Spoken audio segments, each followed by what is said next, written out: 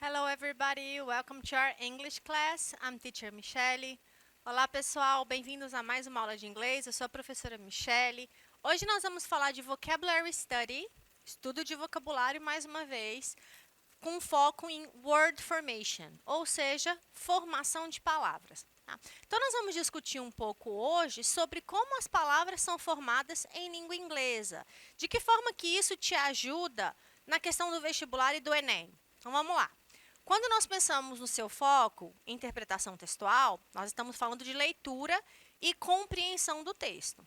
Para você compreender o texto e para você obter um conhecimento maior, é necessário conhecimento de vocabulário.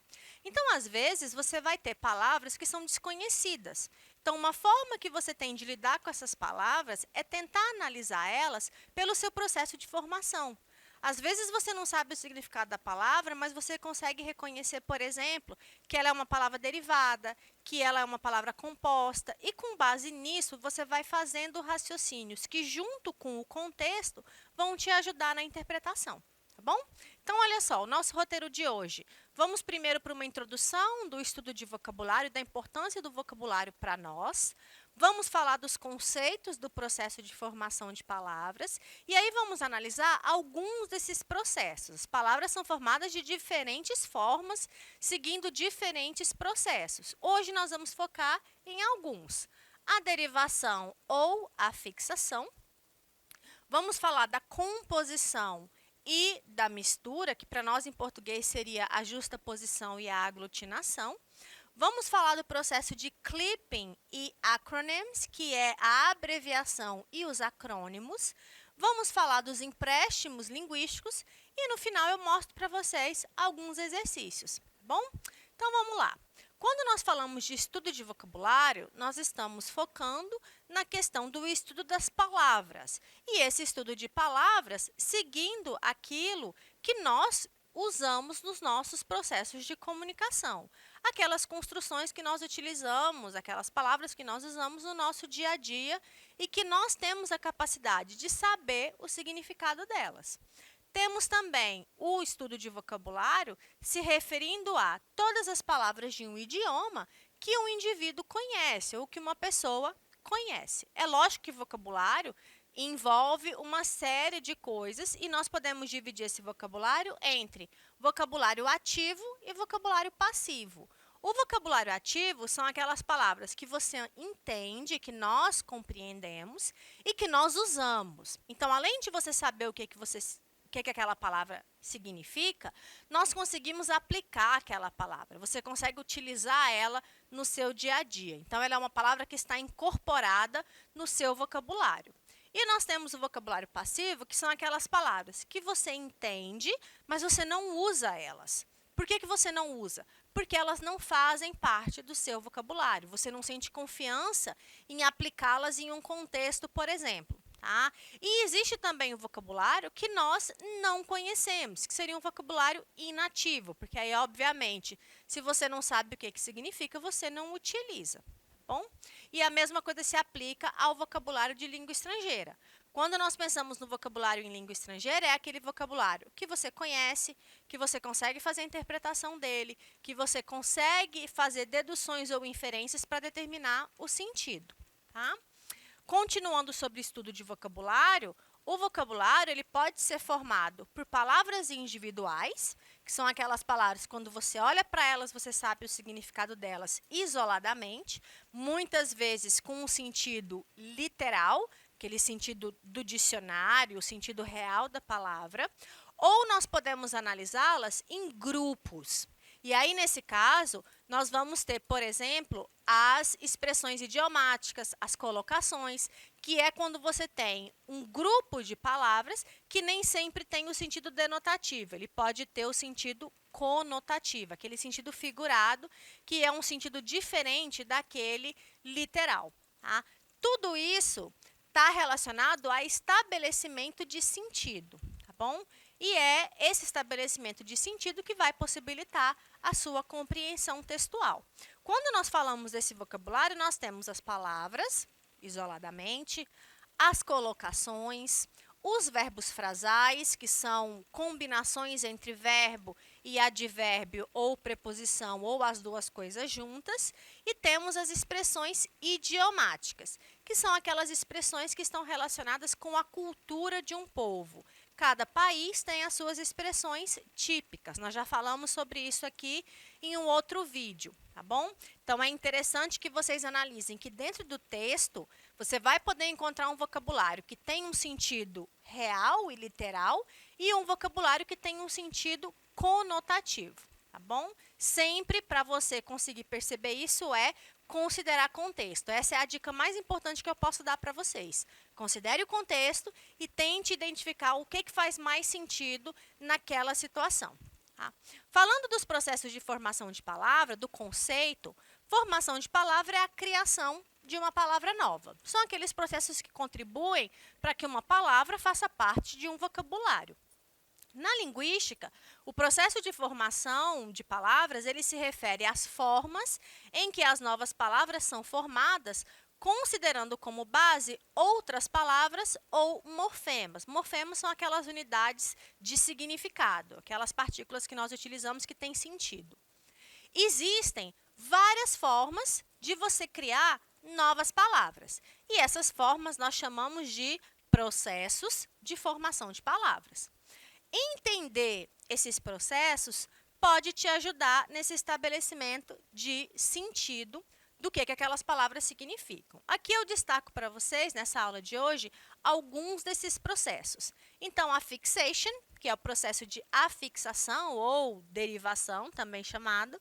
Temos o processo de composição, que seria o compounding. O processo de blending, que ao pé da letra seria uma mistura, que é quando você pega parte de uma e outra.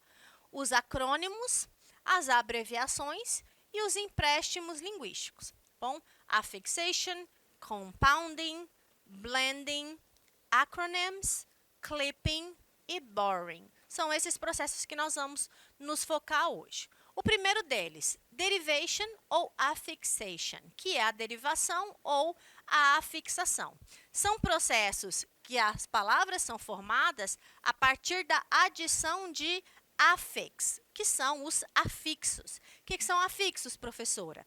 Prefixos e sufixos. Como vocês sabem, prefixos são aqueles elementos que você usa antes do radical ou da raiz da palavra e o sufixo que vem depois. Esse termo aqui, root word, significa raiz da palavra ou o radical, aquela parte que não muda.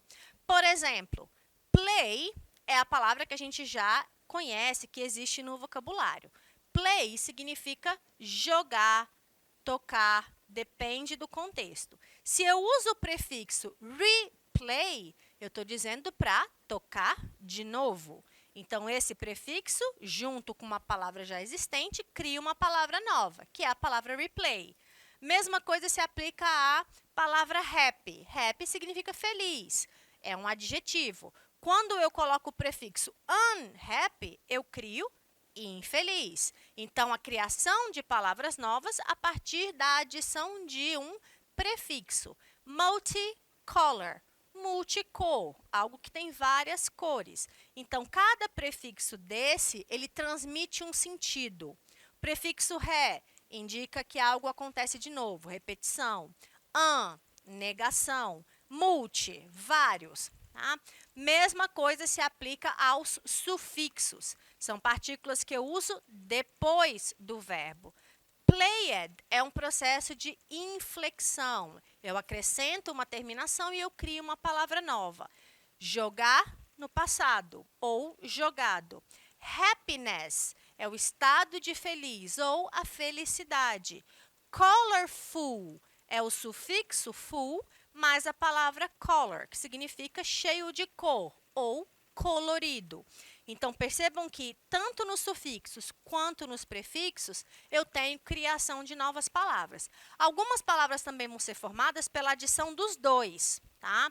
Então, por exemplo, se eu dissesse unhappiness, infelicidade, Então, seria a junção tanto do prefixo quanto do sufixo em um mesmo radical para criar uma palavra nova.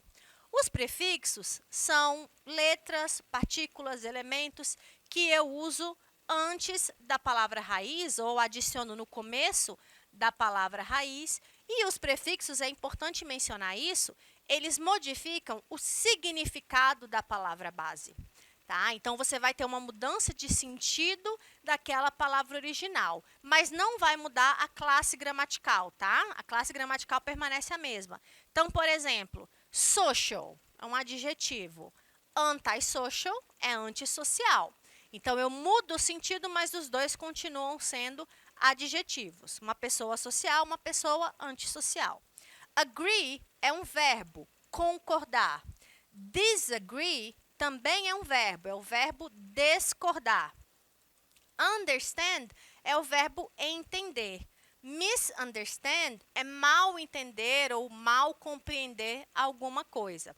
Então, o prefixo ele vem antes e ele modifica o sentido original da palavra. Existem listas que vocês conseguem encontrar na internet e também no nosso material de apoio lá na plataforma Gonçalves Dias, vocês conseguem obter mais detalhes. Então, tem listas dos principais prefixos, o que esses prefixos significam e alguns exemplos, tá bom? Então, por exemplo, vários prefixos indicam o não. Os prefixos usados na língua inglesa, muitos deles vêm do grego ou do latim. Por isso, eles se aproximam um pouco mais do português. Então, em português, nós usamos des ao invés de dis para dar a ideia de não. Nós também usamos in ou i para dar a ideia de negação. Alguns exemplos: dislike, desgosto; insecure, inseguro; misinform, mal informar. Então, cada prefixo tem uma ideia. Então, se você consegue, por exemplo, estudar prefixos e sufixos e observar num texto em inglês a existência de uma palavra que você não conhece, mas você consegue identificar o significado do sufixo ou do prefixo, isso te ajuda na interpretação. Então, por exemplo, digamos que você não sabe o que é unicycle, tá? Apesar de parecer com português. Mas se você analisar que uni significa um só, você vai conseguir determinar que aquela palavra, aquele contexto está representando alguma coisa única, tá bom? Então, a ideia é você conseguir analisar partes para interpretar algo. Digamos que você não sabe o que é misinform, mas você sabe que inform é informar. O prefixo mis indica erro ou mal. Então, misinform é mal informar alguém, é dar uma informação errada, tá bom? Já o caso dos sufixos, são partículas que você vai usar no final da raiz da palavra ou do radical. E os sufixos vão modificar a classe gramatical da palavra. Então, por exemplo, sing é o verbo cantar. Singer é a pessoa que canta, é o cantor ou cantora. Então, eu tenho um verbo que é modificado para um substantivo. Care é cuidado. Careless é falta de cuidado ou descuidado. Então, eu tiro de um verbo e passo de um substantivo e crio um adjetivo. Ou o verbo cuidar e passo para um adjetivo. Wonder, maravilha. Wonderful, cheio de maravilha. Ou maravilhoso. Bom? Então, de novo, eu tenho um substantivo e esse substantivo cria um adjetivo. Bom? Mesma coisa, estamos criando palavras novas a partir da adição de prefixos e sufixos.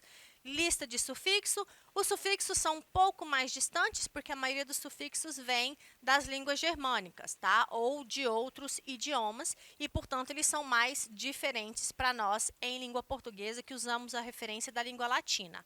Cada sufixo tem também um significado, e aí nós temos alguns exemplos que vocês podem encontrar com mais detalhes nos nossos materiais de apoio. Outros processos de composição, além da derivação e da fixação, é a composição ou a mistura de palavras. Composição é quando você pega duas palavras que já existem, junta essas duas palavras para criar uma palavra nova.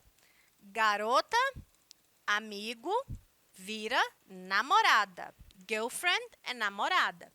Wheel significa roda. Chair, cadeira.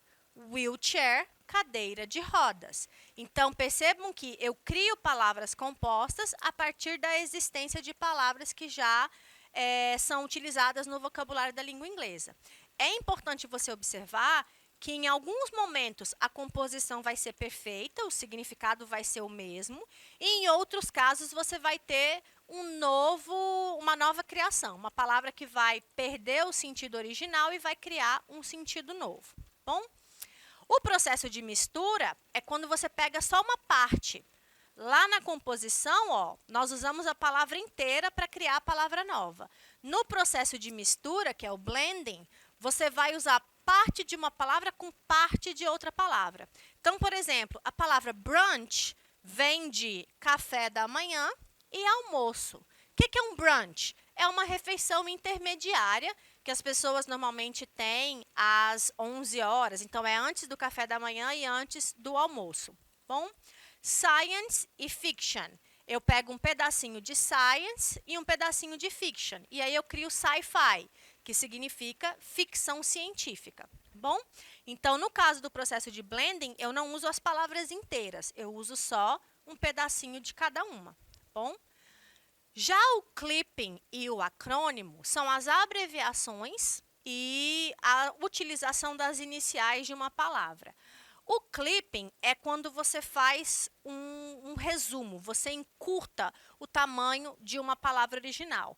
Por exemplo, a palavra gas em inglês, quando você vê num filme ou numa série, gas pode se referir ao gás, mas também pode fazer referência a gasoline, que é a gasolina. Por isso que aparece nos postos. Flu, que foi muito utilizado recentemente em virtude das síndromes gripais, flu é a abreviação de influenza, que em inglês significa gripe. Tá? Flu é gripe. Biz é a abreviação de business, porque é o som produzido pela palavra negócios, tá bom? Então, o processo de clipping é sempre esse encurtamento, é você diminuir o tamanho. Já o acrônimo é você pegar apenas as iniciais de alguma coisa. Então, quando você vê nos filmes, por exemplo, o termo BFF, significa Best Friends Forever, melhores amigos ou amigas para sempre. ASAP significa as soon as possible, muito comum em mensagens oficiais, por exemplo, me envia isso o mais rápido possível. UN é o acrônimo, né, a sigla de United Nations, ou Nações Unidas. Nós temos acrônimos em português também. ONU, por exemplo, Organização das Nações Unidas. Então, são representações que nós podemos observar. Isso aqui configura como uma palavra nova ou um termo novo, formado a partir das iniciais. E aí nós temos o processo de borrowing, que são os empréstimos linguísticos. Então, são aquelas palavras que vêm da língua estrangeira e que você usa na sua língua materna, sua língua oficial. Você empresta essas palavras de um idioma e ele passa a incorporar na sua fala, nas suas comunicações em sua língua materna. O português tem uma série de estrangeirismos ou de empréstimos linguísticos. O inglês também. Por exemplo, o inglês pega do espanhol cargo, mosquito, vanilla, que significa carga, mosca ou mosquito, pernilongo, e baunilha. Do italiano, o inglês pega piano, macaroni, balcony, que são palavras que nós também usamos em português, como, por exemplo, piano, só vai mudar o sotaque, a pronúncia.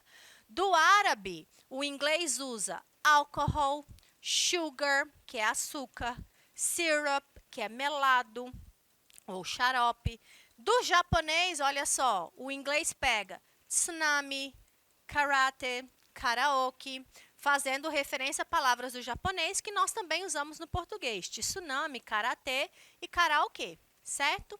E aí, quando nós pensamos em texto, pessoal, em exercícios que isso pode aparecer para vocês, nós vamos analisar justamente os tipos de formação de palavras. Então, aqui eu tenho um poema e, a partir desse poema, a pergunta solicita qual é a alternativa que tem a afixação, que representa, por exemplo, os prefixos e os sufixos, certo? Bom, pessoal, hoje nós falamos sobre processos de formação de palavras, para mostrar para vocês um pouquinho de como essas palavras são formadas em língua inglesa, tá bom? Até a próxima, fiquem bem e bye bye!